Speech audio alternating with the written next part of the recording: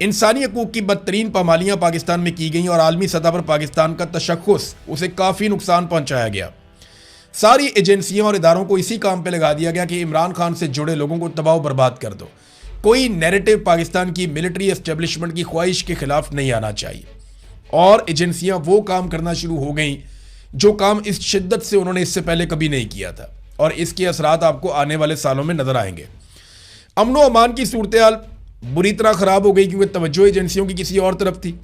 جمہوری نظام کا بیڑا غرق کر دیا گیا۔ پاکستان میں جمہوریت نہیں ہے، یہ پاکستان کا ہر آدمی کہتا ہے، بلکہ جو حکومت میں موجود وزراء ہیں وہ کہتے ہیں کہ یہ ہائبرڈ نظام، ایک دوگلا نظام ہے جس میں جمہوریت کا عمل دخل نہیں ہے۔ یہ دوگلا نظام ہے پاکستان میں، جرنیل ملک کو چلا رہے ہیں اور ہم صرف سٹیئرنگ ویل پہ بیٹھے ہوئے آپ کو دکھائی دے رہے ہیں، اپنے منہ سے کہتے ہیں وہ۔ تو ہائبرڈ نظام کے نام پر سویلین اداروں کا کنٹرول آہستہ آہستہ ملٹری آفیسرز کے پاس جانا شروع ہو گیا، اور اب لگ بھگ زیادہ تر انتظام ان کے پاس ہے جن لوگوں کو ان اداروں کو چلانے کا کسی قسم کا کوئی تجربہ نہیں ہے۔ سرمایہ کار پاکستان سے بھاگ گئے اور برین ڈرین لگاتار ہو رہا ہے۔ لوگ اپنا سرمایہ پاکستان سے نکال رہے ہیں، ہنڈی کر کے، کسی بھی طریقے سے منی لانڈرنگ کر کے لوگ پاکستان سے باہر پیسہ لے کر جا رہے ہیں۔ یورپ میں بہت پیسہ گیا ہے، برطانیہ میں بہت پیسہ گیا ہے، لوگ مڈل ایسٹ کے اندر بہت پیسہ نکال کر لے گئے ہیں۔ محسن نقوی نے خود کہا کہ $100 ارب پاکستان سے باہر صرف ان 3-4 سالوں میں چلا گیا۔ یہ محسن نقوی نے اپنے منہ سے بتایا، اصل فگر اس سے بھی زیادہ ہے۔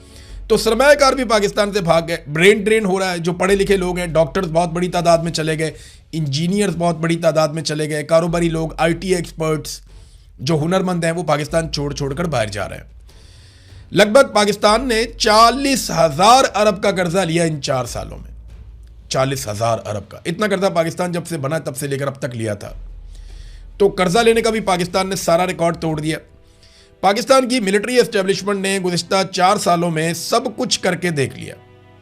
حکومت گرا دی، اپنی حکومت بنا لی، پورا الیکشن چوری کر لیا، نا انصافیوں کے ریکارڈ قائم کر دیے، عدلیہ اور میڈیا اور پارلیمان کو یرغمال بنا لیا، مگر ملک ایک قدم بھی آگے نہیں چل پایا۔ عمران خان پاکستانیوں کی ضد بن گیا ہے۔ یہ بات پاکستان کی ملٹری اسٹیبلشمنٹ کو سمجھ جانی چاہیے۔ پاکستانیوں کی یہ ضد ہے، یعنی اسٹیبلشمنٹ کی ضد ہے کہ عمران خان کو آنے نہیں دینا، اور عوام کی ضد ہے کہ ہم عمران خان کو لا کر دکھائیں گے۔ اب اسٹیبلشمنٹ نے اپنے ہی ملک کے لوگوں سے لڑائی شروع کر دی ہے۔ پاکستان کی ملٹری اسٹیبلشمنٹ یعنی پاکستان کے چند جرنیلوں نے جو ٹاپ پر بیٹھے فیصلے کر رہے ہیں اپنے مفاد کے لیے، انہوں نے چند سیاستدانوں یا خاندانوں کے ساتھ مل کر یہ ضد بنا لی ہے کہ ہم نے عمران خان کو نہیں آنے دینا، جبکہ عوام نے ضد بنا لی ہے کہ ہم عمران خان کو لے کر آئیں گے۔ اب جب تک یہ میچ پڑا رہے گا نا، تب تک پاکستان آگے نہیں بڑھتا۔ یہ ہے سادی بات۔ اب آ جائیں عمران خان باہر کیسے آئیں گے۔ دیکھیں، ایک بات تو بڑی کلیئر ہے کہ عمران خان کی فیملی بھی اب یہ بات ماننا شروع ہو گئی ہے کہ عمران خان صاحب کی پارٹی عمران خان صاحب کو باہر نکالنے کے لیے کسی قسم کی کوئی ایکٹیویٹی نہیں کرنے والی۔ ابھی یہ ایک سٹیٹمنٹ میں آپ کو سناتا ہوں۔ عظمیٰ خانم عمران خان کی بہن ہے، وہ ایک سپیس میں بات کر رہی تھی، انہوں نے کیا کہا ذرا یہ سنیے۔ مگر آپ دوسرا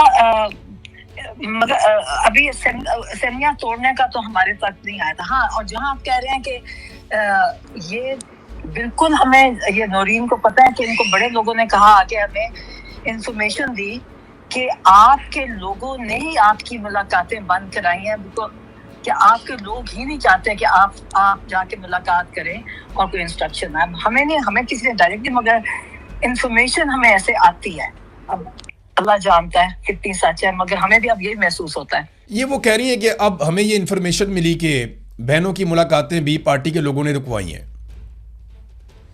یہ میں نے نا اس سے پہلے یہ بات سنی بھی تھی، 1-2 جرنلسٹ ہیں، انہوں نے مجھے بتایا تھا کہ یہ خبر ہے، اور یہ اسٹیبلشمنٹ کو کہا گیا کہ جناب بہنیں جاتی ہیں تو عمران خان صاحب کی طرف سے سخت سٹیٹمنٹ آتا ہے، وہ آ کر باہر بتا دیتی ہیں، تو معاملہ وہاں سے خراب ہوتا ہے، آپ ملاقات ہی نہ کروائیں۔ اب عمران خان کی بہن یہ بات کر رہی ہیں کہ جناب نہیں، ہمیں پارٹی ہمارے خلاف ہو گئی، وہ نہیں ملوانے دیتے۔ دوسرا، پارٹی کے اندر شدید اختلافات پیدا ہو گئے ہیں کہ عمران خان صاحب کو باہر کیسے لے کر آنا ہے۔ دیکھیں، اس وقت کچھ لوگ ہیں جو چودھری بنے ہوئے ہیں اور عمران خان صاحب کی آشیرواد سے بنے ہوئے ہیں، انہوں نے یہ دعویٰ کیا ہے کہ عمران خان کے لیے ہم ریلیف حاصل کر کے دکھائیں گے، آپ چند مہینے خاموش رہیں۔ اب میرے پاس پکی خبر نہیں ہے، لیکن اسلام آباد میں 3 لوگوں نے ڈفرنٹ لوگوں نے یہ دعویٰ کیا میرے ساتھ, مجھے یہ خبر دی, جن میں سے 2 جرنلسٹ ہیں, ایک اور میرا سورس ہے. انہوں نے یہ کہا کہ اگلے 4 مہینے تک کسی قسم کا کوئی احتجاج نہیں ہوگا. میں نے کہا جی کیوں نہیں ہوگا؟ انہوں نے کہا جی کہ اچکزئی صاحب نے بھی اور باقی لوگوں نے بھی یہ کہہ دیا ہے کہ ابھی احتجاج سے آپ رک جائیں, اور انہیں کوئی یقین دہانی کروائی گئی ہے مبینہ طور پہ کہ کوئی نہ کوئی ریلیف آپ کو مل جائے گا. اب اس قسم کی ٹرک کی بتیوں کے پیچھے نا اسٹیبلشمنٹ نے بڑی دفعہ لگایا پی ٹی آئی کو. مذاکرات ہو رہے ہیں, بات ہونے والی ہے, کچھ رستہ نکلنے والا ہے, یہ بار بار لگاتے ہیں ٹرک کی بتی کے پیچھے. 4 مہینے ویسے بھی یہ لوگ کوئی احتجاج کر نہیں سکتے, اب تو سخت گرمی آنے والی ہے, آگے بجٹ آ رہا ہے, اور اس سے اچھی اپوزیشن حکومت کو کبھی نہیں ملے گی. آپ دیکھیے گا حکومت جیسا چاہے گی بجٹ پاس کرے گی, اور یہ اپوزیشن کچھ بھی نہیں کر سکے گی, اتنا سا بھی کچھ نہیں کر سکے گی. پی ٹی آئی کے دماغ میں یہ ہے کہ یہ کچھ نہ کچھ کر کے کوئی ڈیل بنا لیں گے. عمران خان پہ اسٹیبلشمنٹ کا جب دباؤ بہت زیادہ بڑھے گا تو اس کے نتیجے میں کچھ نہ کچھ کر کے یہ لوگ کوئی ڈیل بنا لیں گے, اور اس ڈیل کے نتیجے میں پاکستان تحریک انصاف کو دوبارہ موقع مل جائے گا. لیکن عمران خان اسٹیبلشمنٹ کے سامنے فی الحال اب تک جو میری اطلاع ہے وہ ہار ماننے کے لیے تیار نہیں ہے. اب جو عمران خان صاحب کا ایک اندازہ تھا کہ ان کی پارٹی کے لوگ عوام کو لیڈ کریں گے, اب وہ تو دکھائی دے نہیں رہا. کیا عوام خود سے نکل آئے گی؟ دیکھیں ایک دن تو پاکستانیوں کو نکلنا پڑے گا, لیکن کیا عمران خان کے پاس اتنا وقت ہے کہ وہ انتظار کریں, اور ان کے پاس اتنی صحت ہے کہ وہ انتظار کریں اس وقت کا جب لوگ نکلیں گے؟ تو عمران خان کوئی 30 سال 40 سال کا نوجوان نہیں ہے, گو کہ وہ ایک فٹ آدمی ہے, وہ اپنے آپ کو ایکسرسائز سے فٹ رکھتے ہیں, انہوں نے ہمیشہ اپنا خیال رکھا. لیکن اس کے باوجود انہیں گولیاں لگ چکی ہیں, ان کی ایک آنکھ تقریباً ضائع ہو چکی ہے, لگاتار قید تنہائی کے اندر ان کو رکھا جا رہا ہے. اس کے اثرات انسان کے بولنے پر, انسان کے سوچنے پر پڑتے ہیں.